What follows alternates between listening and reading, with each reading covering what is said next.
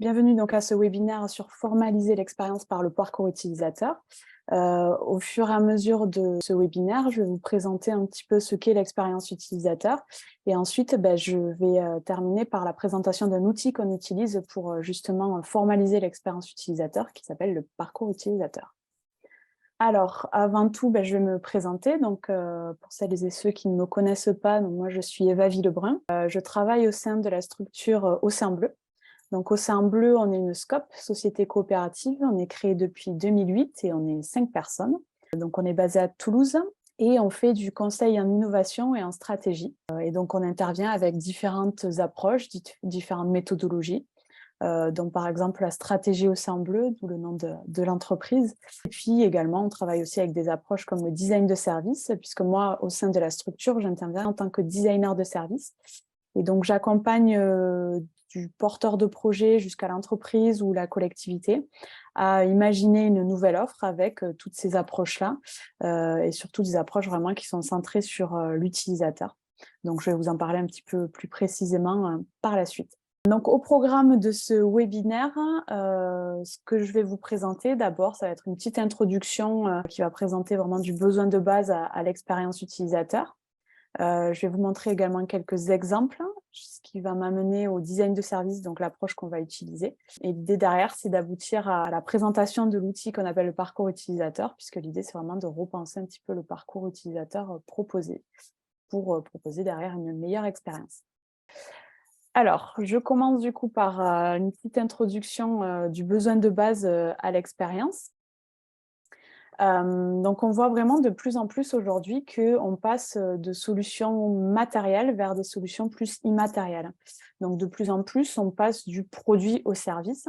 Et c'est un exemple que je donne très régulièrement quand je dois expliquer mon métier, par exemple. C'est le vélo. Donc, de plus en plus, on a le produit, le vélo qu'on va acheter, un produit physique.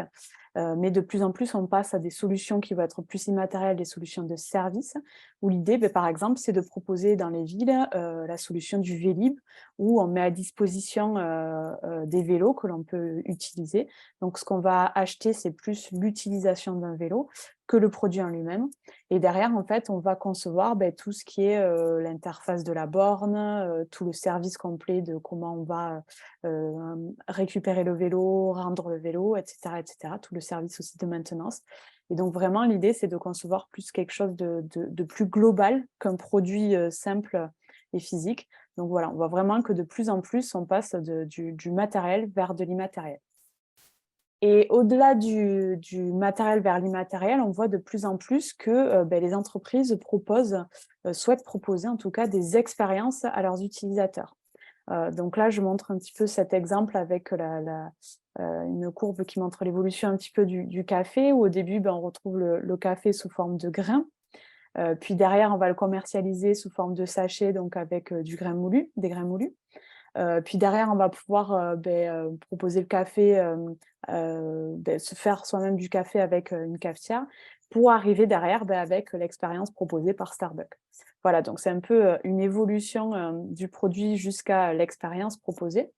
Et l'idée, c'est qu'on voit vraiment de plus en plus les entreprises qui souhaitent proposer, délivrer des expériences auprès de leurs utilisateurs.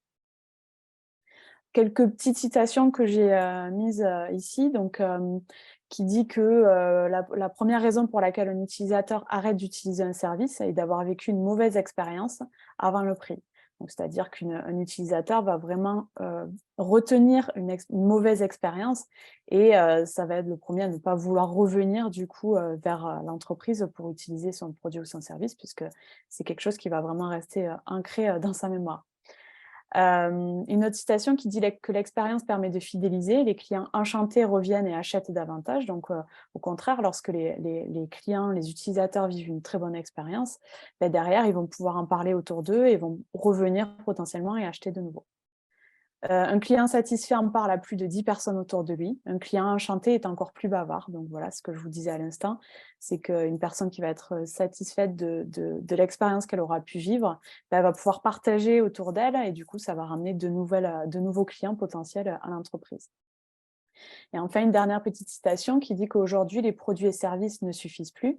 Les clients veulent des expériences, des événements mémorables qui engagent chaque individu de manière naturellement personnelle. Voilà, donc de plus en plus, c'est ce que je vous disais aussi tout à l'heure, c'est que les entreprises souhaitent proposer de plus en plus des expériences à leurs utilisateurs, puisque les utilisateurs, au final, sont vraiment à la recherche d'expériences mémorables, plus qu'un produit ou service qui va juste répondre à leurs besoins basiques. Donc, on va de plus en plus vers de nouveaux comportements.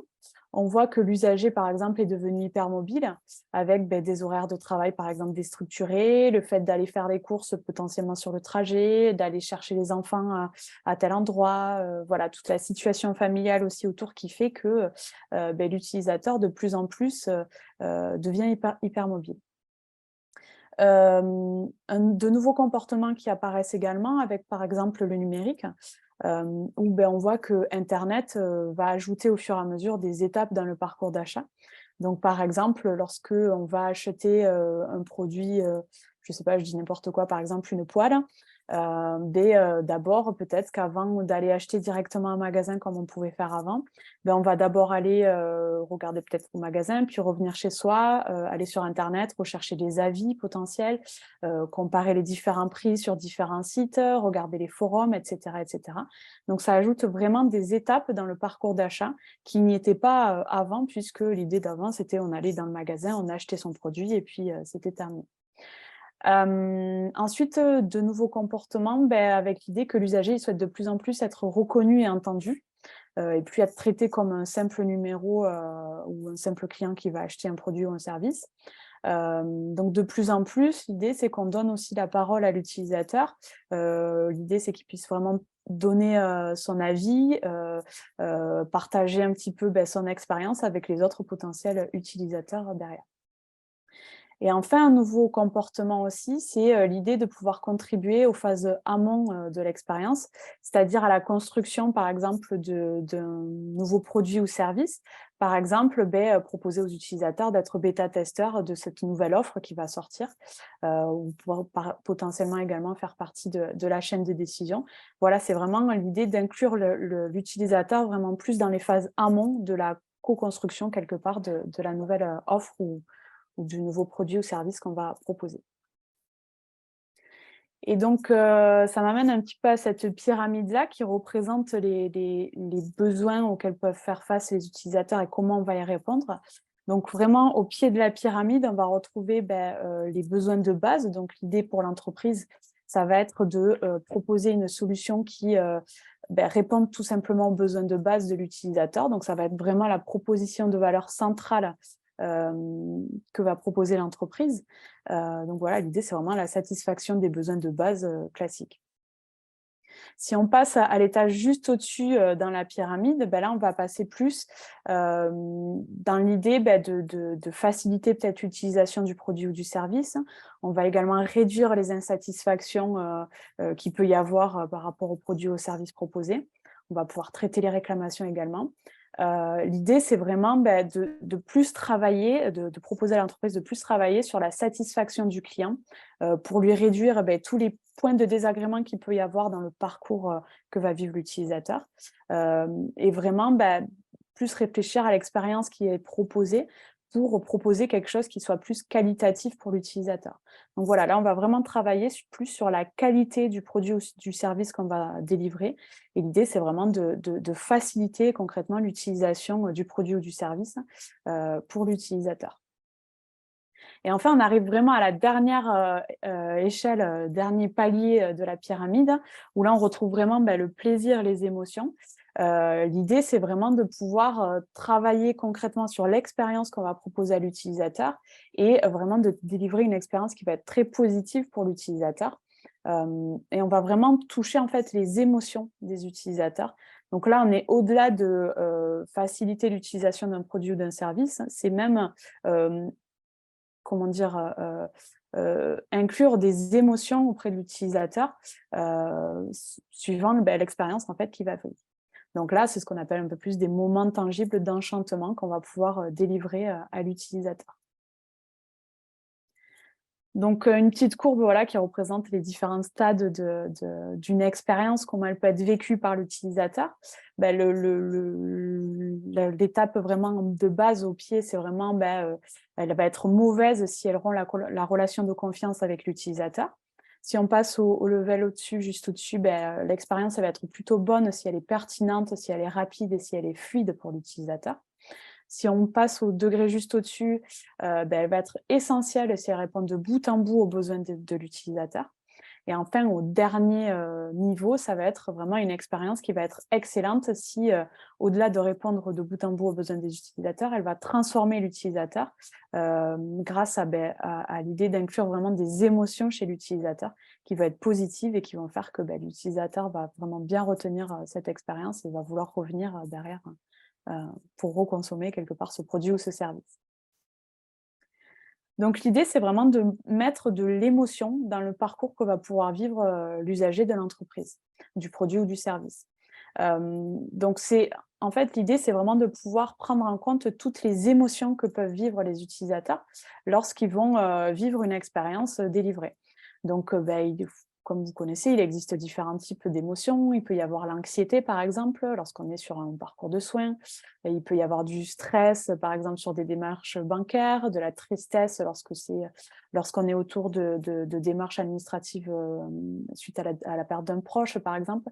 Voilà, donc c'est vraiment prendre en compte toutes ces émotions-là qui vont nous permettre de définir un petit peu ce que vit l'utilisateur et quelle expérience il vit et bien comprendre ce qui est positif pour lui ou ce qui va être plutôt négatif pour y travailler derrière et pour délivrer vraiment une expérience qui réponde concrètement à ses besoins et qui soit vraiment positive pour lui.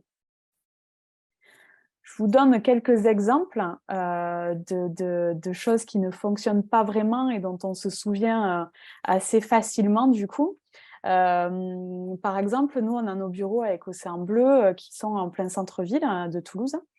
Et souvent, quand on a des clients qui viennent nous voir, s'ils viennent potentiellement nous voir en voiture, ils sont confrontés à ce petit parc-mètre, donc que vous connaissez très certainement, qui sont dans les centres-villes. Et donc, la plupart de nos clients, quand ils arrivent et qu'ils nous disent voilà, j'ai passé 10 minutes à essayer de payer le parc-mètre pour le stationnement, c'est une vraie galère. En fait, l'interface est pas si simple que ça. Donc, du coup, j'ai voulu tenter, moi, cette expérience-là et j'ai pris un peu en photo les différentes étapes de cette expérience du parc-mètre. Donc, on arrive face à ce parc-mètre pour pouvoir payer son stationnement. Donc, on nous propose soit de payer son stationnement, voilà, ou de voir des informations. Donc, bon, on décide de payer son stationnement. Et là, la première étape qu'on nous demande directement, c'est de saisir notre numéro de plaque d'immatriculation. Donc, souvent, les gens ne connaissent pas leur numéro par cœur. Donc, ce qui se passe, c'est qu'ils sont obligés de retourner à leur voiture. Donc, dès la première étape, ils retournent à leur voiture pour rentrer leur plaque d'immatriculation, puis ils reviennent pour la rentrée. Donc, ça, c'est déjà première mauvaise expérience. Derrière, on leur propose deux possibilités, donc soit de payer par carte ou soit de payer par pièce. Sachant que si on paye par pièce, au final, là, on n'a plus du tout le montant qu'on doit payer. Donc, on ne sait pas vraiment combien on doit mettre pour payer le stationnement. Donc, bon, là, on décide de payer par carte, on appuie sur le plus. Donc là, on nous propose 8 minutes pour 20 centimes. OK, très bien. Donc là, de nouveau, on a accès aux différents tarifs suivant les horaires. Donc, on appuie sur plus, 12 minutes pour 30 centimes. On continue, 16 minutes pour 40 centimes. Et puis, on arrive à 2 heures, donc à 3 € pour 2 heures. Donc, OK, très bien. Et en fait, on se rend compte que si on a le malheur d'appuyer une fois de plus sur le bouton plus, et bien en fait, on se retrouve à 2h10 à devoir payer 12 €. Donc, on passe de 3 € à 12 €. Donc, j'ai eu certains clients qui ont fait la mauvaise manipulation et qui se sont retrouvés à payer une grosse somme pour 10 minutes de plus, quoi. Voilà, donc faire attention à ça. Donc voilà, bon, au final, on règle ces 3 €, on présente la carte et puis là, ça va, on s'en sort bien. Mais voilà, donc ça, c'est une expérience vraiment où, comme je vous le disais, les clients, souvent nous ont dit: «Non, mais j'ai galéré en fait, j'ai passé vraiment 10 minutes avec cette interface parce que j'arrivais pas à gérer, et à payer correctement le stationnement». Voilà, donc ça, c'est un exemple assez basique où au final, on se dit, c'est l'interface, elle est peut-être pas si bien conçue puisque, on se rend compte qu'on a du mal vraiment à utiliser cette interface-là. Je vous montre un deuxième exemple. Donc ça, c'est également une expérience vécue. Donc c'est un courrier reçu de la part de mes grands-parents qui, donc il y a quelques années de ça, qui, donc les impôts leur demandent de verser un montant de 77 €. Donc voilà, donc sachant que c'est un couple qui vit à la campagne, qui n'ont pas forcément de smartphone, ni de tablette ou d'ordinateur, et donc on leur demande de payer cette somme-là. Sauf qu'en fait, on se rend compte que lorsqu'on regarde ce courrier, on leur propose 2 solutions pour régler leurs impôts, donc cette somme-là. Soit d'aller scanner le QR code donc, qui est à gauche avec le smartphone ou la tablette, pour aller payer directement sur le site, ou soit d'aller directement sur le site impôts.gouv.fr pour régler cette somme-là auprès des impôts. Donc, comme je vous disais juste avant, mes grands-parents, ils habitent à la campagne, ils n'ont pas Internet, ils sont âgés, ils n'ont pas de smartphone, ils n'ont pas de tablette non plus, ni d'ordinateur, donc ils se sont retrouvés un petit peu dans la panade pour régler cette somme-là, quoi. Donc, si on regarde un petit peu cette mauvaise expérience, on peut se poser la question, mais qu'est-ce qui n'a pas fonctionné au final? Pourquoi ça n'a pas fonctionné auprès des utilisateurs? En fait, ce qui a manqué, ce qui n'a pas fonctionné, c'est vraiment le manque de connaissance des utilisateurs qu'il peut y avoir du produit ou du service proposé. Donc, des questions de base qui n'ont pas été posées, donc qui sont les utilisateurs, dans quel contexte ils vont utiliser le produit ou le service, et ensuite, pourquoi ils vont utiliser le service. Donc là, si je reprends l'exemple des impôts du courrier reçu par mes grands-parents, donc voilà, j'ai un peu représenté les 2 personnages. Donc je m'appelle Georges, j'ai 89 ans, je m'appelle Annie, j'ai 82 ans. Donc nous habitons dans un petit village, nous n'avons pas de smartphone, ni de tablette, ni d'ordinateur, nous n'avons pas Internet et nous devons régler une somme aux impôts sans savoir vraiment comment. Voilà, donc ils se sont retrouvés un petit peu embêtés puisqu'ils n'avaient pas de solution vraiment pour payer cette somme-là. Donc, ce qu'on remarque vraiment, c'est ce manque de connaissance des utilisateurs potentiels qui peuvent utiliser ce produit ou ce service. Ce qui m'amène du coup aux approches qu'on va utiliser, nous, pour travailler un petit peu tout ça. Donc, c'est le design de service. Le design de service, l'idée, c'est vraiment l'objectif de pouvoir travailler justement sur toutes ces expériences qui vont être vécues par l'usager, dans l'idée de bien comprendre l'expérience vécue et d'identifier là où ça se passe mal pour l'utilisateur, là où ça se passe bien, dans le but vraiment derrière de co-créer de nouveaux usages, de nouveaux services, de nouvelles expériences à proposer et qui fonctionnent auprès de l'utilisateur. Donc ça, c'est une méthode qu'on utilise pour accompagner des entreprises, des porteurs de projets, des collectivités et autres acteurs publics.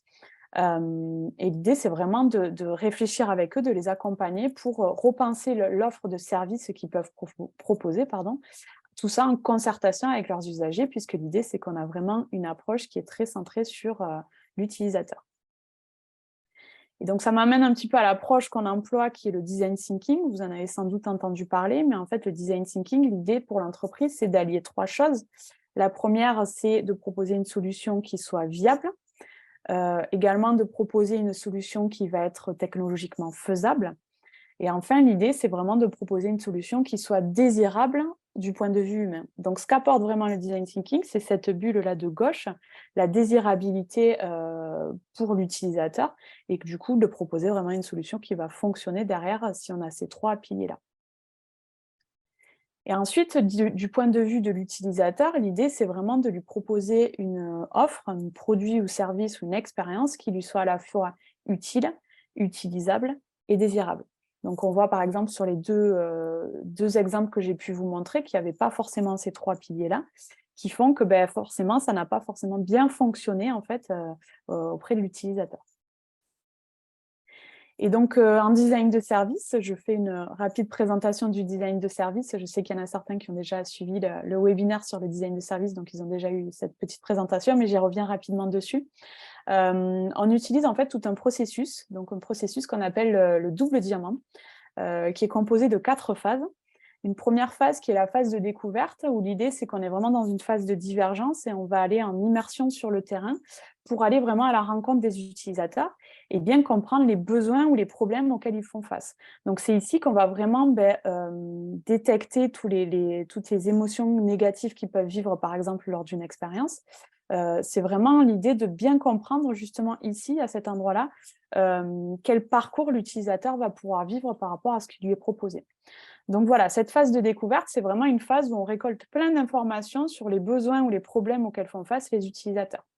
Ensuite, on rentre dans une deuxième phase qui est la phase de définition, où là, on est plus dans une phase de convergence, c'est-à-dire qu'à partir de tout ce qu'on a pu récolter sur le terrain, on va analyser ces informations, les synthétiser et en dégager une problématique. Donc, c'est-à-dire que sur le terrain, on va trouver plein de problèmes différents. Malheureusement, on ne peut pas tout traiter. Donc là, l'idée, c'est vraiment plus de choisir un angle d'attaque et de choisir une problématique qui est peut-être un peu plus prégnante et qui semble intéressante à traiter. Donc là, vraiment, l'idée de cette deuxième phase, c'est d'en dégager une problématique générale de l'utilisateur qu'on aura pu détecter sur le terrain. Ensuite, on rentre dans la troisième phase, qui est la phase de développement. Donc là, on rentre dans une phase de divergence. Et l'idée, c'est qu'à partir de la problématique qu'on vient de définir juste avant, juste lors de la phase de définition, eh bien, on va chercher à répondre à cette problématique en imaginant plein de solutions. Donc là, on rentre dans des phases de co-création, on va faire du brainstorming potentiellement avec les utilisateurs. Et l'idée, c'est vraiment de trouver plein d'idées pour répondre justement à cette problématique. Une fois qu'on a trouvé différentes solutions, on va pouvoir les prototyper. Donc, prototyper, c'est-à-dire qu'on va utiliser vraiment les matériaux qu'on a à disposition, comme du papier, du scotch, du carton, peut-être des Legos, de la pâte à modeler, etc., qui permettent de représenter assez facilement, simplement et avec peu de moyens nos solutions. Donc, l'idée, c'est vraiment de passer peu de temps et peu d'argent pour la création de ces prototypes-là, pour vraiment formaliser en fait nos solutions et derrière pouvoir rentrer dans la quatrième phase, qui est la phase de validation-restitution, où là, l'idée, c'est qu'on retourne sur le terrain avec nos prototypes et on va tester nos prototypes auprès des utilisateurs pour obtenir un petit peu leur feedback, obtenir vraiment leur retour sur ce qu'ils pensent de la solution.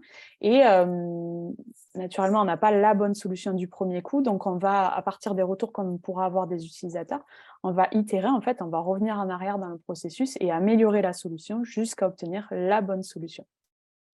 Voilà, donc ça, c'était une petite présentation du processus qu'on peut utiliser, nous, au quotidien pour accompagner les porteurs de projets, entreprises et collectivités. Voilà, c'est vraiment une approche qu'on utilise au quotidien. Et donc, l'idée, c'est que vraiment, cette approche-là, comme j'ai pu vous le dire, elle est vraiment centrée sur l'usager. Et l'idée, c'est qu'on va faire appel à l'usager tout au long en fait, du processus. On va mener des enquêtes terrain auprès d'eux, donc c'est-à-dire qu'on va par exemple faire des entretiens, faire des observations auprès d'eux, pour vraiment bien comprendre le parcours qu'ils vivent et pouvoir bien identifier ces différentes étapes pour identifier les moments où ça se passe mal pour lui. On peut également faire appel à l'utilisateur lors des phases de brainstorming où on va imaginer des solutions. Et enfin, on fait appel à l'utilisateur lors des phases de test, où là, une fois qu'on a imaginé les solutions et qu'on les a prototypées, voilà, on va vraiment refaire appel à l'utilisateur pour tester et avoir des retours sur la solution proposée. Donc l'idée, c'est que vraiment, à partir de ces phases-là, ou par exemple de l'enquête terrain, où on a pu vraiment bien identifier le parcours que vit l'utilisateur, l'idée derrière, c'est de pouvoir le formaliser et de pouvoir le repenser, en fait, repenser tout simplement le parcours de l'utilisateur pour l'améliorer. Et donc pour ça, on utilise un outil qui s'appelle le parcours utilisateur. Et donc le parcours utilisateur, il permet vraiment de visualiser l'expérience du produit ou du service qui est vécu par l'utilisateur. Et donc il se compose en différentes étapes. Il y a une première étape, donc en haut, vous voyez, c'est le parcours. Ensuite, en dessous, il y a les points de contact. Et enfin, il y a les émotions. Donc je vais rentrer un peu plus en détail dans chacune de ces étapes-là. Donc voilà, on commence par le parcours. Donc là, par exemple, j'ai représenté le parcours de mes grands-parents, justement, qui ont reçu le courrier de la part des impôts. Donc, avec ces différentes étapes-là, donc une première étape où Georges et Annie reçoivent un courrier de la part des impôts. Deuxième étape, ils vont ouvrir le courrier et comprennent qu'ils doivent une certaine somme aux impôts. Troisième étape, le courrier propose de payer sur Internet ou sur l'application. Ils ne savent pas comment régler la somme sans smartphone ni ordinateur, etc., etc. Donc voilà, l'idée, c'est vraiment de pouvoir représenter ces différentes étapes-là et de manière la plus visuelle possible. C'est-à-dire vraiment qu'on va faire appel là au dessin, on va demander vraiment de représenter visuellement les différentes étapes que vont traverser les utilisateurs. Et bien sûr, ces étapes-là, l'idée, c'est vraiment de représenter les étapes vécues par l'utilisateur. C'est-à-dire qu'on va vraiment se mettre en empathie auprès des utilisateurs et avec l'idée de représenter le parcours vécu par l'utilisateur et non par l'entreprise. Donc, c'est vraiment l'idée de se mettre dans la peau de l'utilisateur et de représenter les différentes étapes par lesquelles il va passer en fait en utilisant le produit ou le service proposé. Un petit détail en plus, c'est que c'est intéressant également de bien représenter les étapes en amont du produit ou du service et les étapes en aval également. L'idée, par exemple, qu'un client a besoin d'un service proposé par une entreprise, c'est pas de représenter juste l'utilisation du service que va proposer l'entreprise, mais c'est également proposer les étapes plus en amont où l'utilisateur, par exemple, va avoir le besoin de faire appel à un service d'une entreprise. Voilà, c'est vraiment aussi toutes ces étapes-là qui sont aussi à prendre en considération puisque ça fait également partie du parcours que vit l'utilisateur et ces étapes-là, potentiellement, l'entreprise, elle peut avoir une plus-value également sur ces phases-là. Donc, c'est aussi important de bien représenter les phases amont et les phases aval du produit ou du service. Une dernière chose également sur le parcours, c'est ce que j'ai voulu un petit peu vous dire en vous parlant ou vous introduisant l'approche du design de service. L'idée, c'est que là, vous représentez le parcours vécu par l'utilisateur, donc de façon visuelle, mais l'idée, c'est vraiment que vous représentez ce parcours-là suite à une enquête terrain. Donc, c'est quelque chose que vous avez identifié, que vous avez vu sur le terrain, et ce n'est pas juste des hypothèses que vous émettez, où vous pensez que l'utilisateur, il passe par telle et telle et telle étape. Là, c'est vraiment l'idée de s'appuyer sur ce que vous avez pu observer sur le terrain et vraiment de représenter la réalité terrain et vraiment ce que vivent concrètement les utilisateurs dans la réalité. Ensuite, ça m'amène à la deuxième étape donc, de l'outil du parcours utilisateur, qui sont les points de contact. Donc là, par exemple, j'ai mis pour chaque étape, on retrouve un point de contact. Donc là, par exemple, pour Georges et Army, c'est le courrier ou le téléphone. Donc un point de contact, en fait, ça représente l'interaction qu'il va y avoir entre le produit ou le service proposé et l'utilisateur. Donc, un point de contact, ça peut être une interface numérique, un coup de téléphone, un courrier, du face-à-face, etc., etc. C'est vraiment l'interaction qu'il va y avoir du coup entre le service et l'utilisateur. Et donc, vraiment, on va identifier ces points de contact pour chaque étape. Potentiellement, pour chaque étape, on va avoir un point de contact qui va être différent. Mais il peut aussi y avoir des étapes où il n'y a pas forcément de point de contact, puisque ça peut être par exemple une action que va mener l'utilisateur où il n'y aura pas forcément de point de contact à ce moment-là. Et enfin, ça m'amène à la dernière étape de l'outil du parcours utilisateur, qui sont les émotions. Où en fait, l'idée, c'est que pour chaque étape que vous avez identifiée, que vous avez représentée de façon visuelle, vous allez identifier l'émotion que ressent l'utilisateur lorsqu'il traverse en fait cette étape-là. Donc, pour chaque étape que vous avez identifiée, vous allez dire si l'émotion chez l'utilisateur est plutôt positive. Donc, dans ce cas-là, on va mettre un petit smiley qui va être content. Mais si c'est une étape où l'utilisateur, c'est plutôt négatif chez lui, il va ressentir plutôt, par exemple, du stress ou de la tristesse, on va avoir un petit smiley qui ne va pas être content et qui va être plutôt en bas. Et en fait, cette étape-là va permettre de représenter un petit peu une courbe des émotions vécues par les utilisateurs. Et à chaque fois que vous allez représenter, du coup, vous allez positionner votre émotion sur la courbe, l'idée en dessous, donc dans la partie problème avec les petites bulles là, c'est de bien définir quelle émotion en fait traverse l'utilisateur et quel est le problème auquel il fait face. Donc là, par exemple, toujours sur l'exemple de Georges et Annie, on voit par exemple sur la première étape, lorsqu'ils reçoivent le courrier, c'est un stress de recevoir une mauvaise nouvelle, puisqu'en général, quand on reçoit un courrier des impôts, c'est rarement une bonne nouvelle. Ensuite, la deuxième étape, donc, où ils découvrent qu'ils doivent de l'argent aux impôts, voilà, c'est déception un petit peu pour eux, donc c'est une mauvaise émotion. Pareil, sur la troisième étape, ils voient les solutions qui leur sont proposées, ils voient qu'ils n'ont pas de solution pour eux, donc stress de ne pas trouver de solution pour régler cette somme, etc., etc. Donc vraiment, l'idée, c'est d'analyser à chaque étape l'émotion que va vivre votre utilisateur. Et vraiment détecter les problèmes auxquels ils font face, les points un petit peu de frustration auxquels vont faire face les différents utilisateurs. Donc toujours pareil, ces émotions-là, ce n'est pas des hypothèses, l'idée c'est vraiment de vous appuyer sur ce que vous avez pu observer ou écouter sur le terrain pour représenter concrètement le parcours réel de l'utilisateur. Et donc, quand on a des émotions qui sont plutôt négatives dans la courbe, on se rend compte qu'au final, c'est là où il y a quelque chose à jouer potentiellement pour l'entreprise, c'est là où il y a en fait ce qu'on appelle, il y a des opportunités d'innovation. Ces émotions négatives-là, on se rend compte que c'est quelque chose qui se passe mal, qui se déroule mal pour l'utilisateur, c'est une mauvaise expérience que vive l'utilisateur, et du coup, c'est potentiellement là qu'il y a une solution à créer de la part de l'entreprise pour justement proposer un service ou un produit qui soit que positif pour l'utilisateur. Voilà, donc là, si je reviens toujours sur cet exemple de Georges et Hermie, on voit que là, il y a toute une phase avec ce courrier où les émotions sont très négatives, en fait, juste du début jusqu'à la fin. Donc, ça veut dire que potentiellement, là, de la part des impôts, il y aurait quelque chose à faire, une solution à imaginer pour ce type d'utilisateur qui ne se retrouve pas au final dans la solution qui est proposée. Donc là, on voit qu'il y a clairement une opportunité d'innovation derrière pour cette typologie-là d'utilisateurs. Donc ça m'amène à vous montrer d'autres types de parcours utilisateurs. En fait, si vous vous amusez à taper sur Internet parcours utilisateur, vous allez voir qu'il y a vraiment différentes façons de le représenter. Là, par exemple, c'est un parcours utilisateur en anglais où on retrouve un petit peu toutes les étapes en haut également, qu'ils ont un petit peu plus segmentées. Avec aussi également des étapes qui peuvent être un peu plus circulaires puisque ça peut faire une boucle, en fait, revenir en arrière. Et ensuite, on peut avoir des étapes, ce que va penser l'utilisateur et ce que va ressentir en fait l'utilisateur.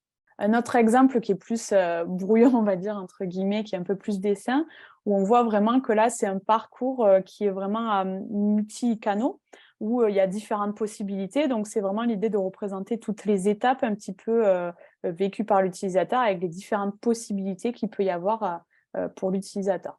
Bon, dans ce cas-là, on voit pas vraiment les émotions que vivent les utilisateurs, c'est plus l'idée de représenter le parcours sans vraiment analyser les émotions que peuvent vivre les utilisateurs.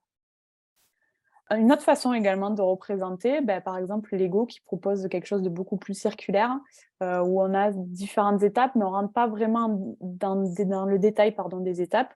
On n'est pas du tout visuel, mais ça permet de représenter les différentes étapes par lesquelles l'utilisateur passe avec ces différentes émotions que peuvent vivre les utilisateurs. Voilà, donc ça c'est une autre forme aussi de parcours utilisateur.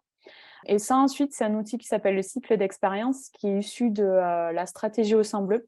Je ne sais pas si vous connaissez cette stratégie, mais en gros, cet outil-là qui est utilisé, donc le cycle d'expérience, se rapproche pas mal du parcours utilisateur puisqu'il permet vraiment d'identifier pareil les différentes étapes par lesquelles passe l'utilisateur, à la différence que cet outil-là permet d'analyser un petit peu les problèmes auxquels font face les utilisateurs, les émotions, à travers différents leviers. Donc, par exemple, le levier de la productivité, de la praticité, de la simplicité, du risque, du fun et de l'image ou du développement durable. Voilà, donc c'est mettre en place quelques critères, quelques leviers qui vont nous permettre d'analyser un peu plus en profondeur peut-être les problèmes auxquels font face les utilisateurs.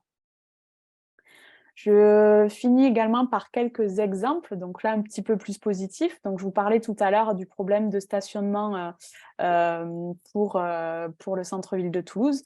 Par exemple, il existe l'application ParkNow qui permet de payer son stationnement sans s'embêter avec l'interface du parc-mètre, qui est beaucoup plus facile, et qui permet aussi également, au fur et à mesure, soit de rajouter du temps pour notre voiture, pour le stationnement, ou soit d'arrêter le stationnement une fois qu'on a terminé, qu'on s'en va, donc ce qui permet de ne pas payer un surplus si on s'en va plus tôt que prévu. Voilà, donc c'est une interface qui résout pas mal les problèmes c'est une application qui résout pas mal les problèmes d'interface du parc-mètre et qui délivre plutôt une bonne expérience pour l'utilisateur. Je donne également un autre exemple vécu en Finlande, donc c'est pour ça que vous ne comprenez pas grand-chose au terme utilisé. Donc là, c'est plutôt une expérience négative où on reçoit un PV. En fait, là, ils ont vraiment simplifié le parcours pour le PV, tout simplement, puisque en fait, on a reçu ce ticket-là sur la voiture avec un QR code. Bon, ne comprenant pas un seul mot du ticket, en flashant le QR code, en fait, ça nous amène sur un site internet qui explique un petit peu, toujours en finlandais, mais qui explique un petit peu pourquoi ce PV-là. Et en fait, on voit également sur l'interface les différentes photos qui permettent vraiment de comprendre pourquoi on a un PV qui prouve en fait la mauvais stationnement en fait de notre part. Donc là, pareil, ils ont vraiment simplifié un petit peu également la démarche du PV.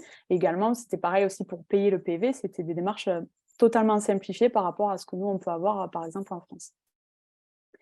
Et puis un autre exemple avec Tisséo, donc à Toulouse.